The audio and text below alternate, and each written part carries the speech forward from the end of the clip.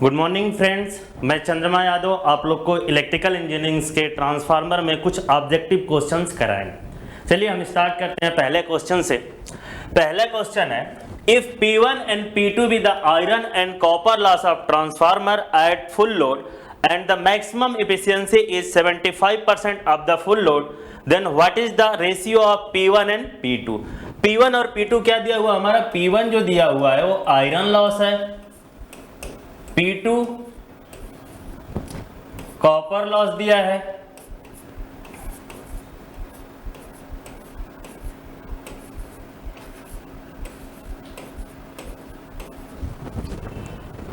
Eight full load maximum efficiency is at 75% of the full load. तो maximum efficiency कब होती है हमारी? मैक्सिमम एफिशिएंसी तब होती है जब iron loss is equal to x square into copper loss. X square क्या है हमारा? एक्स स्क्वायर लोड है। एक्स स्क्वायर क्या डिनोट कर रहा है? लोड। तो आयरन लॉस हमारा P1 दिया हुआ है और कॉपर लॉस दिया हुआ है P2 और लोड कितना दिया हुआ है हमारा? 75%। तो 75% मतलब 75/100 और इसका स्क्वायर, तो 25 × 75, 25 चौका 100 इक्वल टू 9/16। इसका मतलब इस क्वेश्चन का आंसर हो जाएगा what is the ratio of iron loss upon copper loss is equal to 9/16। Next question,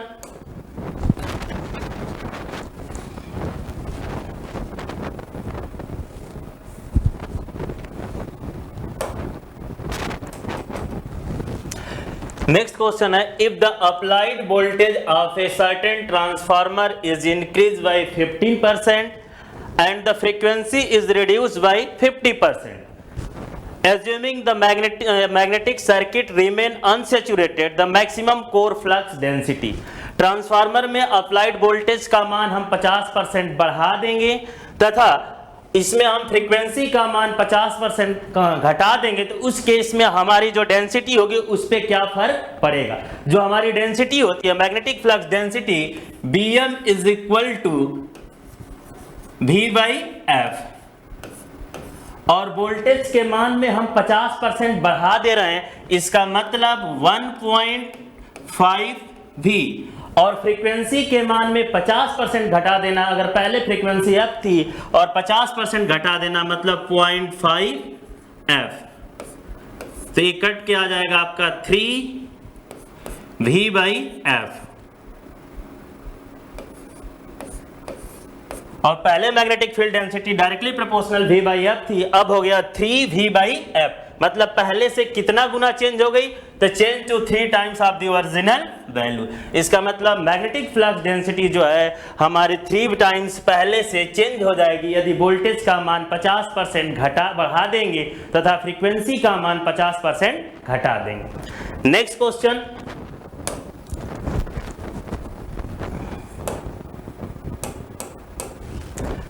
if the supply frequency of transformer is increased keeping the supply voltage constant, यदि supply frequency का मान बढ़ा दें और voltage का मान नियत रखें तो उस केस में मैग्नेटाइजिंग कंपोनेंट और कोर लॉस में क्या रिलेशन होगा वही बताना है हमको। देखो, supply frequency of transformer is increase and supply voltage is constant. V का मान क्या है हमारा? V is equal to constant.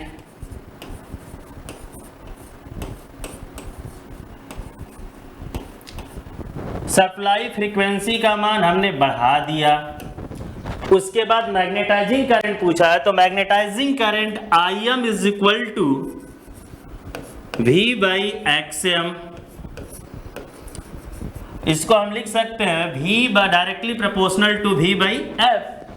यदि F का मान बढ़ा देंगे तो Im मतलब मैग्नेटाइजिंग करंट का मान घट जाएगा। पहला ऑप्शन मैग्नेटाइजिंग करंट घट जाएगी, दूसरा ऑप्शन है core loss component of current. Core loss is equal to, अगर कोर लॉस को हमने PC ले लिया तो PC is equal to V1 × IC और IC क्या है हमारी? Core loss current. इसी को बताना है वोल्टेज कांस्टेंट है।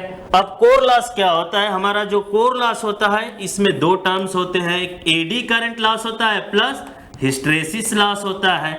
और एडी करंट लॉस जो होता है वो directly proportional to square of voltage and hysteresis loss is directly proportional to V by F का स्क्वायर इंटू एफ। इसमें हमारा वोल्टेज का मान कांस्टेंट है तो एडी करंट लॉस क्या होगा, कांस्टेंट होगा। वोल्टेज कांस्टेंट होने के कारण एडी करंट लॉस का मान कांस्टेंट होगा, बट फ्रीक्वेंसी बढ़ाने के कारण हिस्टैरिसीस लॉस का मान जो होगा वो इंक्रीज कर जाएगा।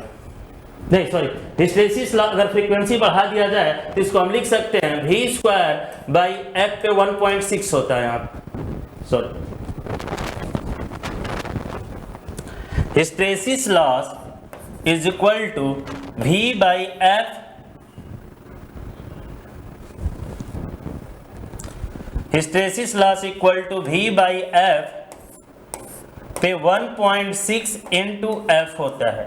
तो अगर इसमें हम लिख सकते हैं इसको V बाई V पे 1.6 डिवाइड बाई एफ पे 0.6। यदि फ्रीक्वेंसी का मान बढ़ाएंगे तो हिस्टैरिसीस लॉस बढ़ जाएगा। जब हिस्टैरिसीस लॉस का मान बढ़ेगा उस केस में आप फ्रीक्वेंसी का मान बढ़ाएंगे तो हिस्टैरिसीस लॉस घट जाएगा, और हिस्टैरिसीस लॉस घट जाएगा तो total core loss is equal to eddy current loss plus hysteresis loss, और हिस्टैरिसीस लॉस घटने के कारण टोटल कोर लॉस का मान घट जाएगा। जब कोर लॉस का मान घट जाएगा तो उस केस में हमारा आईसी का मान घट जाएगा। इसका मतलब IM और IC दोनों रिड्यूस कर जाएंगे। पहला ऑप्शन है both magnetising component and core loss component of current will decrease. दूसरा ऑप्शन है both magnetising component and core loss current component of current increase. तीसरा magnetising component of current will increase while core loss component of current will decrease. Magnetising component of will decrease while core loss component of current will increase. तो दोनों क्या हो रहे हैं हमारे, decrease हो रहे हैं। नेक्स्ट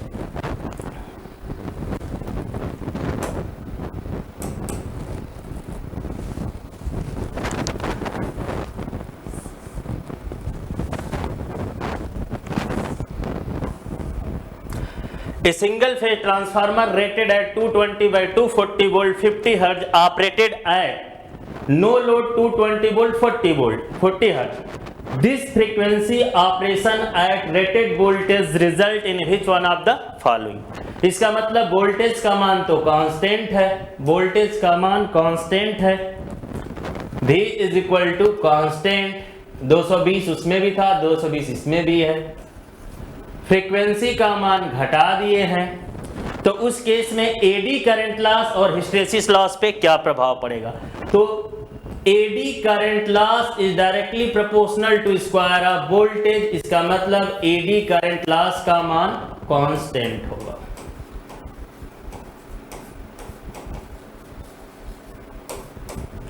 दूसरा hysteresis loss is directly proportional to V पे 1.6 डिवाइडेड बाय F पे 0.6। अगर फ्रीक्वेंसी का मान घटा दिया जाए, फ्रीक्वेंसी का मान घटा दिया जाए तो उस केस में हिस्टैरिसीस लॉस का मान बढ़ जाएगा। फ्रीक्वेंसी का मान घटाने पे हिस्टैरिसीस लॉस का मान बढ़ जाएगा। तो इसमें eddy current loss constant, hysteresis loss increases both eddy current and hysteresis loss गलत है। Reduction of both eddy current and hysteresis loss ये भी गलत है। Reduction of hysteresis loss and increase of eddy current loss ये भी गलत है। Increase of hysteresis loss and no change in the eddy current loss, option D is correct option.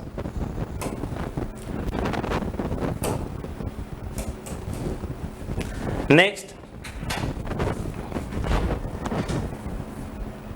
in a transformer zero voltage regulation at full load is not possible at leading power factor load, possible at lagging power load and possible at unity power factor load। तो transformer में voltage regulation zero possible है या नहीं possible है। तो पहले हम पढ़ेंगे वोल्टेज रेगुलेशन। वोल्टेज रेगुलेशन क्या होता है, हमारा voltage regulation is equal to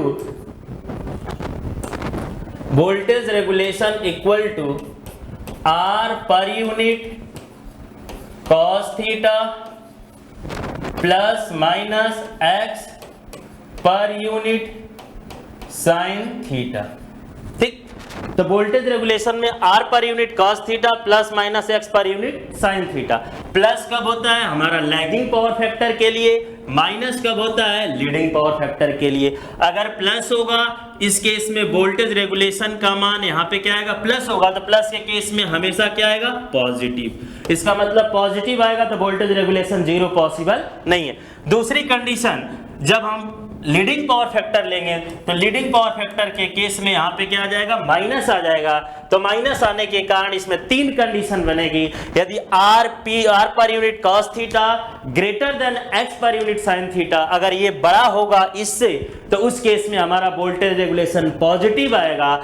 R per unit cos theta is equal to x per unit sin theta होगा तो वोल्टेज रेगुलेशन जीरो होगा। और तीसरी कंडीशन कि R per unit sin cos theta is less than x per unit sine theta, तो उस case में voltage regulation negative होता। इसका मतलब कि लैगिंग पावर फैक्टर के केस में वोल्टेज रेगुलेशन हमेशा पॉजिटिव होता है, बट लीडिंग पावर फैक्टर के केस में वोल्टेज रेगुलेशन का मान पॉजिटिव भी हो सकता है, नेगेटिव भी हो सकता है और जीरो, तीनों पॉसिबल है। बट किस केस में, leading power factor.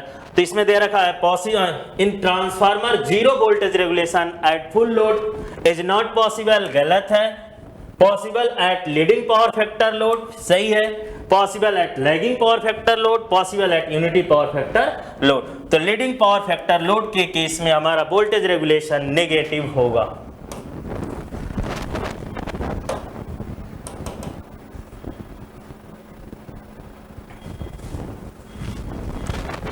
Next question, in a transformer has percentage resistance of 2% and percentage reactance of 4%. What are the regulation are power factor 0.08 lagging and 0.8 leading respectively. इसका मतलब हमें R per unit का मान दिया है, X per unit का मान दिया हुआ है और पावर फैक्टर दिया है, तो रेगुलेशन का मान निकालना है। तो वोल्टेज रेगुलेशन हमने पढ़ा था कि voltage regulation is equal to R per unit cos theta plus x per unit sine theta. किस केस में लेंगे, तो अगर हम लैगिंग पावर फैक्टर में ले रहे हैं तो प्लस लेना पड़ेगा। तो R पर यूनिट का मान कितना है, 2%, तो 0.02 इंटू cos थीटा का मान 0.8 है, प्लस x पर यूनिट का मान दिया हुआ है 4%, मतलब 0.04। अगर cos थीटा का मान 0.8 है तो sin थीटा इक्वल टू होता है √1 माइनस cos स्क्वायर थीटा। इसको सॉल्व करेंगे तो इसका मान आएगा 0.6। तो ये सॉल्व करेंगे तो 8 दूना के 16, 0.016 प्लस 0.024 इज इक्वल टू 6 4 10 2 1 3 1 4 0.040। इसको हम लिख सकते हैं 4%। इसका मतलब लैगिंग पावर फैक्टर के केस में वोल्टेज रेगुलेशन का मान कितना आ जाएगा, 4%। नेक्स्ट, लीडिंग पावर फैक्टर के केस में ये वाला टर्म क्या हो जाएगा, माइनस हो जाएगा। अगर इसको हम माइनस में ले लेंगे तो इसका मतलब 0.016 माइनस 0.024। अगर इसको सॉल्व करेंगे तो -0.008 आएगा। इसको हम लिख सकते हैं -0.8%। इसका मतलब कि 0.8 पावर फैक्टर लैगिंग के केस में 4% एंड 0.8 लीडिंग के केस में आपका आ जाएगा -0.8%। इसका मतलब option A is correct option. Next,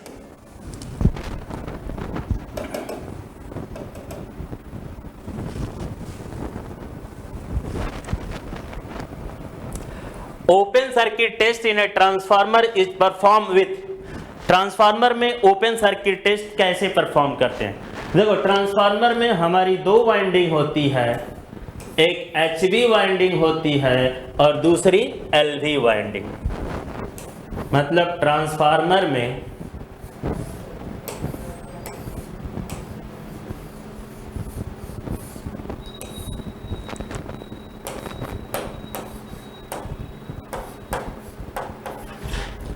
transformer में दो वाइंडिंग होती है, HV वाइंडिंग तथा LV वाइंडिंग, लेकिन ओपन सर्किट टेस्ट जो हम परफॉर्म करते हैं वो हमेशा LV साइड करते हैं, और जो ओपन करते हैं वो किधर करते हैं, हम HV साइड।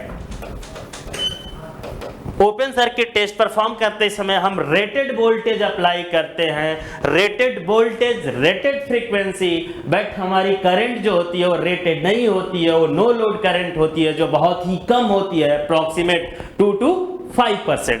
तो इसका ओपन सर्किट टेस्ट ट्रांसफार्मर में हम रेटेड वोल्टेज, रेटेड फ्रीक्वेंसी पे करते हैं। पहला दिया option rated transformer volt, rated transformer current, rated direct current, high frequency supply. Rated transformer voltage पे हम ओपन सर्किट टेस्ट करते हैं, रेटेड ट्रांसफार्मर करंट पे हम शॉर्ट सर्किट टेस्ट करते हैं। तो ओपन सर्किट टेस्ट हमेशा LV साइड करते हैं, बट ओपन जो होता है हमेशा HV साइड करते हैं। इसी प्रकार शॉर्ट सर्किट टेस्ट जो होता है, शॉर्ट सर्किट टेस्ट हमेशा HV साइड करते हैं, बट शॉर्ट सर्किट जो होता है वो LV साइड होता है। उसमें जो हमारा शॉर्ट सर्किट टेस्ट परफॉर्म करते हैं वो रेटेड करंट पे होता है, रेटेड फ्रीक्वेंसी पे होता है, बट वोल्टेज का मान रेटेड नहीं होता है। Next,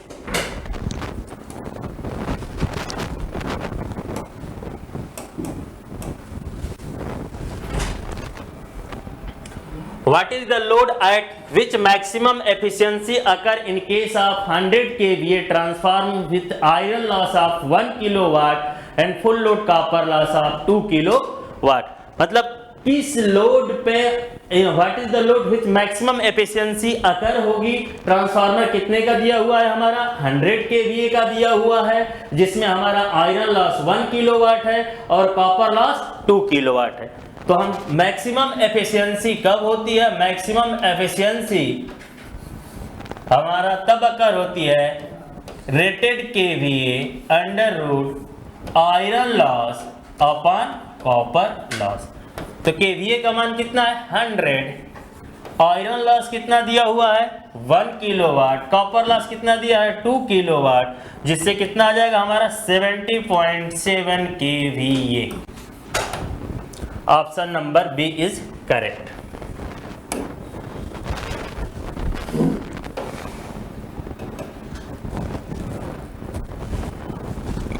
next, if a 500 kVA 200 hertz transformer operated at 50 hertz, its kVA rating will be 500 kVA अगर ट्रांसफार्मर को हम यूज कर रहे हैं, उसकी फ्रीक्वेंसी कितना दिया हुआ है 200 हर्ट्ज। यदि उसकी फ्रीक्वेंसी हम 50 हर्ट्ज कर दें तो उसकी रेटिंग कितना होगी। तो ट्रांसफार्मर की जो रेटिंग होती है वो डायरेक्टली प्रोपोर्शनल होती है किसके, फ्रीक्वेंसी की। इसका मतलब हम लिख सकते हैं KVA1 upon KVA2 is equal to F1 बटा F2।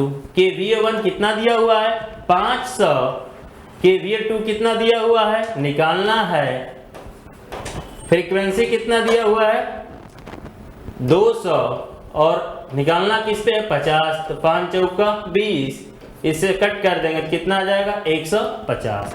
मतलब KVA2 का मान 125 KVA। Next,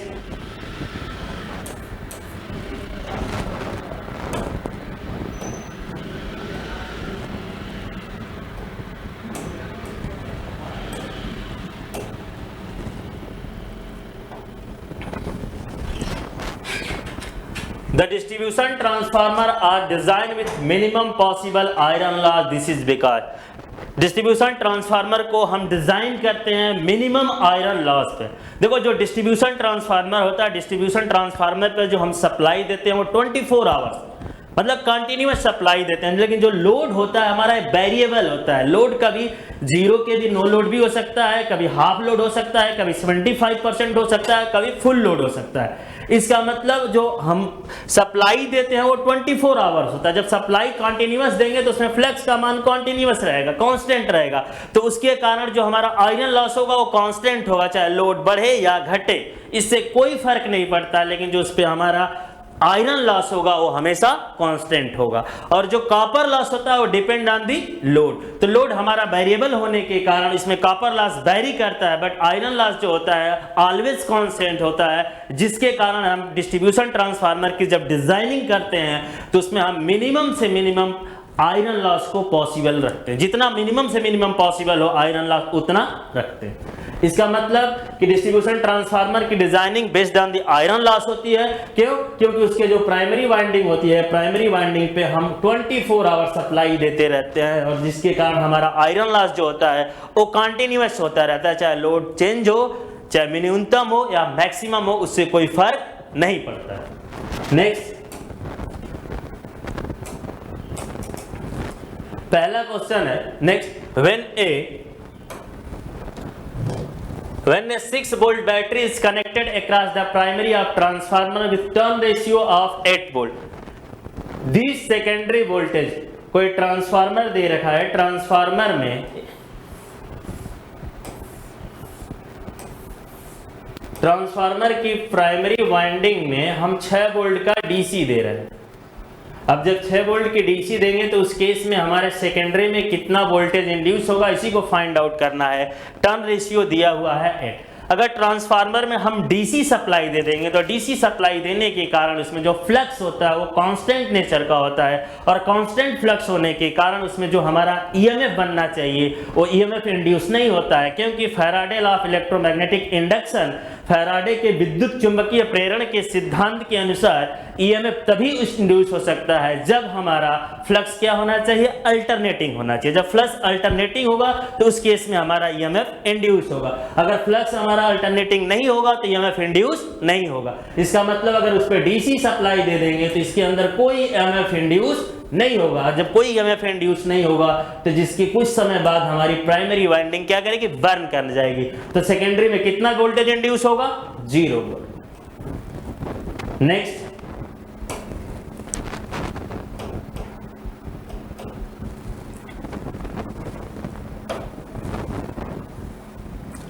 the leakage flux in a transformer depend on the value of, transformer में लीकेज फ्लक्स किस पे निर्भर करता है।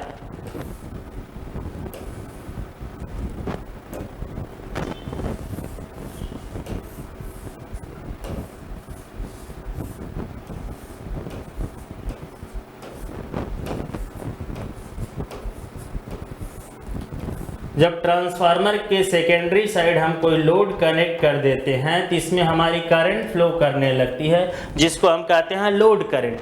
और यह लोड करंट, इसमें जो फ्लक्स होता है वो मेन फ्लक्स का अपोज करती है, और जितना ज़्यादा हमारा मेन फ्लक्स का अपोज होगा उतना मैक्सिमम से मैक्सिमम हमारा लीकेज फ्लक्स होगा। इसका मतलब ये कह सकते हैं कि हमारा लीकेज फ्लक्स जो होता है मेनली लोड पे डिपेंड करता है। अगर लोड ज्यादा होगा तो उस केस में लीकेज फ्लक्स मैक्सिमम होगा, अगर लोड का मान मिनिमम होगा तो लीकेज फ्लक्स का मान मिनिमम होगा।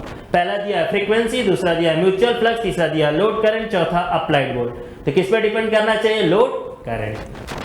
नेक्स्ट,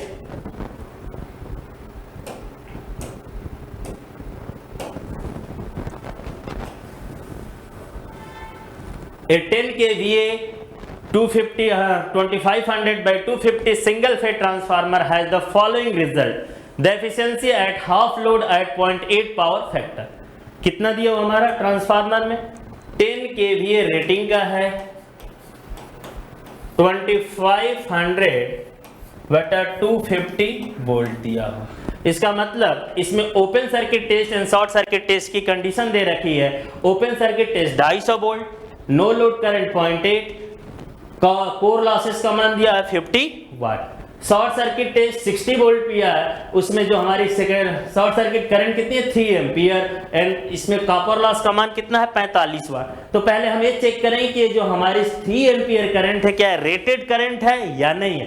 तो इस केस में अगर हम सेकेंडरी की रेटेड करंट निकालेंगे तो I2 का मान 10 into 10 to the power 3 divided by 250, इसका मतलब ये आ जाएगा 4 एम्पियर। इसका मतलब हमारे फुल लोड पे रेटेड करंट कितनी होनी चाहिए 4 एम्पियर, लेकिन यहाँ पे कितना दिया हुआ है 3 एम्पियर दिया है। तो 3 एम्पियर पे कॉपर लॉस 45 वाट है, तो 4 एम्पियर पे कितना होगा, मतलब copper loss at full load equal to 4/3 का स्क्वायर इंटू 45। 3 लिखना, 9 5 45, 16 5 80 वाट। अब हमें निकालना एफिशिएंसी किस पे है? हाफ लोड पे। तो रेटिंग कितने दिया है? 10 kVA दे रखा है, तो हाफ लोड पे कितना हो जाएगा एफिशिएंसी? डायरेक्ट इसको हम निकाल सकते हैं 10 × 10⁻³ into power factor 0.8 divided by 2 divided by 10 × 10⁻³ into 0.8। Half load पे है तो 2 का डिवाइड कर देंगे। हाफ लोड पे कॉपर लॉस का मान, कोर लॉस का मान 85 होगा, बट कॉपर लॉस का मान जो होगा हाफ फुल लोड पे आपका 80 है, तो हाफ लोड पे 80/4 मतलब 20, 50, 20, 70। इसको हम लिख सकते हैं n equal to 4000 divided by 4070 into 100। इसको सॉल्व करेंगे तो हमारा आंसर आ जाएगा 98.28%। नेक्स्ट,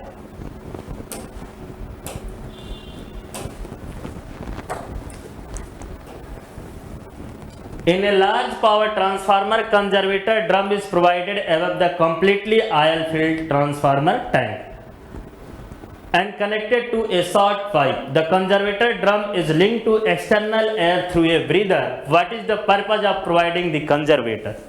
ट्रांसफार्मर का जो मेन टैंक है, इसके ऊपर एक हमने कंजर्वेटर लगा रखा है और उसको एक शॉर्ट पाइप के थ्रू जोड़ दिया गया है।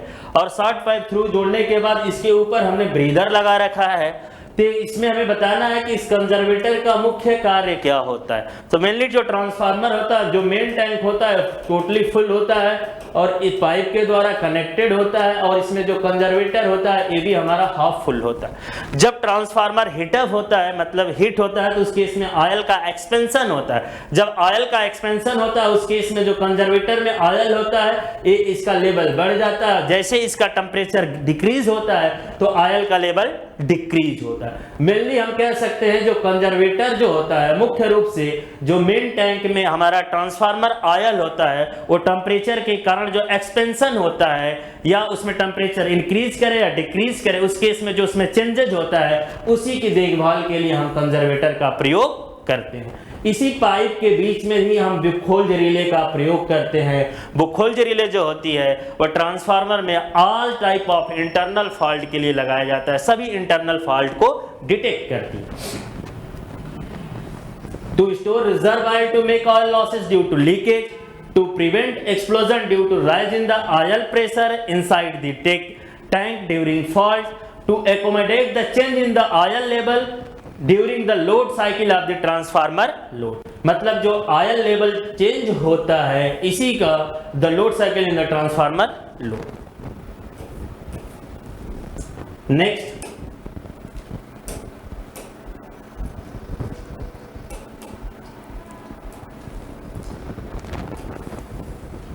Which of the following condition is necessary for the parallel operation of two transformer? Transformer के पैरेलल ऑपरेशन की नेसेसरी कंडीशन क्या होती है? तो सिंगल फेज ट्रांसफार्मर में पैरेलल ऑपरेशन की नेसेसरी कंडीशंस, कुछ कंडीशंस होती हैं जिसके बिना पैरेलल ऑपरेशन पॉसिबल ही नहीं होता। जिसमें पहली कंडीशन आती है पोलैरिटी। अगर ट्रांसफार्मर की पोलैरिटी प्रॉपर कनेक्टेड नहीं है तो उस केस में जो हमारा ट्रांसफार्मर होगा वो पैरेलल ऑपरेशन नहीं पॉसिबल, वो शॉर्ट सर्किट हो जाएगा। तो कौन सी ऐसी कंडीशन होती है जिसके बिना पैरेलल ऑपरेशन पॉसिबल ही नहीं होता है? अगर इस टाइप का क्वेश्चन पूछा जाए तो हम कह सकते हैं कि polarity of the transformer should be same. दूसरी कंडीशन है percentage impedance should be same. Percentage impedance same होना चाहिए, ये नेसेसरी कंडीशन होती है, लेकिन इसके बिना ऐसा नहीं कि पैरेलल ऑपरेशन पॉसिबल नहीं। पैरेलल ऑपरेशन पॉसिबल है बट ये हमारी नेसेसरी कंडीशन के अंदर ही आएगी। Next, voltage rating should be same. Voltage rating भी क्या होनी चाहिए? समान होनी चाहिए। देखो, परसेंटेज पर यूनिट इंपीडेंस भी समान होना चाहिए, वोल्टेज रेटिंग भी समान होनी चाहिए, पोलैरिटी भी समान होना चाहिए, सारे नेसेसरी कंडीशन है। बट पोलैरिटी के बिना पैरेलल ऑपरेशन ही पॉसिबल नहीं है। इसका मतलब ऑल कंडीशंस मेंशन एबव सही हो जाएगा। नेक्स्ट,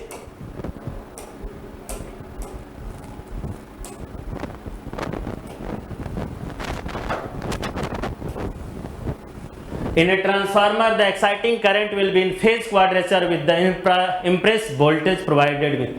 ट्रांसफार्मर में जो एक्साइटिंग करंट होती है, एक्साइटिंग करंट इसका मतलब नो लोड करंट जो होती है, जो नो लोड करंट होती है वो फेज क्वाड्रेचर विथ वोल्टेज, इसका मतलब phase quadrature with voltage, voltage से फेज क्वाड्रेचर मतलब 90 डिग्री पे होती है। उस केस में हम लीकेज इंपेडेंस ड्रॉप को इग्नोर करते हैं या कोर लॉस को इग्नोर करते हैं या दोनों को इग्नोर करते हैं। देखो आई नॉट के एक्साइटिंग करंट के दो कंपोनेंट होते हैं, एक मैग्नेटाइजिंग कंपोनेंट होता है, दूसरा जो होता है कोर लॉस कंपोनेंट। यदि कोर लॉस कंपोनेंट का मान शून्य होता है, इसका मतलब कोर लॉस का मान शून्य होता है, आइडियल कंडीशन होती है। उस केस में हमारा मैग्नेटाइजिंग करंट या इसको कह सकते हैं मैग्नेटाइजिंग करंट ही नो लोड करंट होती है, एक्साइटिंग करंट होती है, और ये एक्साइटिंग करंट फ्लक्स के फेज में होती है। जैसे हम इसका फेजर डायग्राम अगर ड्रा करें तो फ्लक्स होता है, ये हमारा V1 जो होता है V1 equal to minus E1 होता है, और इसके फेज में हमारा एक्साइटिंग करंट या नो लोड करंट होती है। तभी पॉसिबल है जब कोर लॉस का मान शून्य होता है। इसका मतलब कोर लॉस का मान शून्य कब होता है? आइडियल के केस में। तो आइडियल के केस में रेजिस्टेंस का भी मान 0 होता है और उसमें जो लीकेज रिएक्टेंस होता है उसका मान भी शून्य होता है। तो पहली कंडीशन है only leakage impedance drop ignore, only core loss ignore नहीं, दोनों को हम इग्नोर करेंगे। Both leakage impedance drop and core loss are ignored. Next,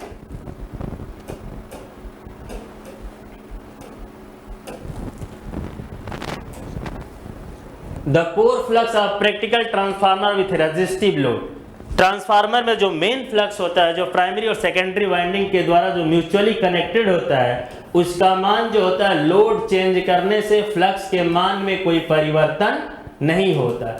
इस फ्लक्स का मान सदैव कांस्टेंट होता है। फ्लक्स का मान लोड चेंजेस करने से कोई परिवर्तित नहीं होता। पहला is strictly constant with load change, increase decrease. तो हमेशा फ्लक्स का मान क्या होना चाहिए? कांस्टेंट होना चाहिए। लोड घटाए या बढ़ाएं उस फ्लक्स पे कोई परिवर्तन नहीं। Next, the total iron loss in a transformer core at normal flux density was measured at 25 Hz and 50 Hz and was found to be 250 watt and 800 watt respectively. The hysteresis loss at 50 Hz पे hysteresis loss को हमें ज्ञात करना है। Total iron loss in a transformer core eight normal flux density, तो flux density का मान constant रखना है। फ्लक्स डेंसिटी कांस्टेंट का मतलब V/F रेशियो कांस्टेंट होना चाहिए। जब V/F रेशियो कांस्टेंट होता है उस केस में कोर लॉस जो होता है, कोर लॉस का मान K1 into F square AD current loss plus K2 into F hysteresis loss. तो पहली कंडीशन दिया है कोर लॉस का मान 250 वाट 250 वाट K1 इंटू 25 का square plus K2 into 25, equation number 1। दूसरा दिया है 800 वाट, कितनी फ्रीक्वेंसी है? K1 इंटू 50 का स्क्वायर प्लस K2 इंटू 50। दोनों इक्वेशन को सॉल्व करेंगे। जब दोनों इक्वेशन को सॉल्व करने के बाद यहां से हम K2 का मान निकालेंगे और K2 का मान जितना आएगा उसमें हम K2 इंटू 50 कर देंगे और K2 इंटू 50 कर देने से हमारा क्या निकल आएगा? Hysteresis loss.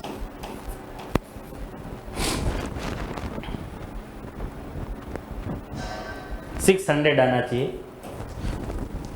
Next, in a power transformer iron loss remain practically constant from no load to full load. This is because power transformer में आयरन लॉस का मान सदैव कांस्टेंट होता है, क्योंकि कोर फ्लक्स कांस्टेंट होता है, लीकेज फ्लक्स कांस्टेंट होता है, A and B, neither A and B। तो किसी चाहे वो पावर ट्रांसफार्मर हो या डिस्ट्रीब्यूशन ट्रांसफार्मर हो, सभी ट्रांसफार्मर में फ्लक्स का मान कांस्टेंट होता है और फ्लक्स का मान कांस्टेंट होने के कारण आयरन लॉस का मान सदैव कांस्टेंट। इसको कह सकते हैं कि मैग्नेटिक फ्लक्स डेंसिटी का मान भी कांस्टेंट होता है और इसका मान कांस्टेंट होने के कारण हमारा आयरन लॉस का मान कांस्टेंट होता है।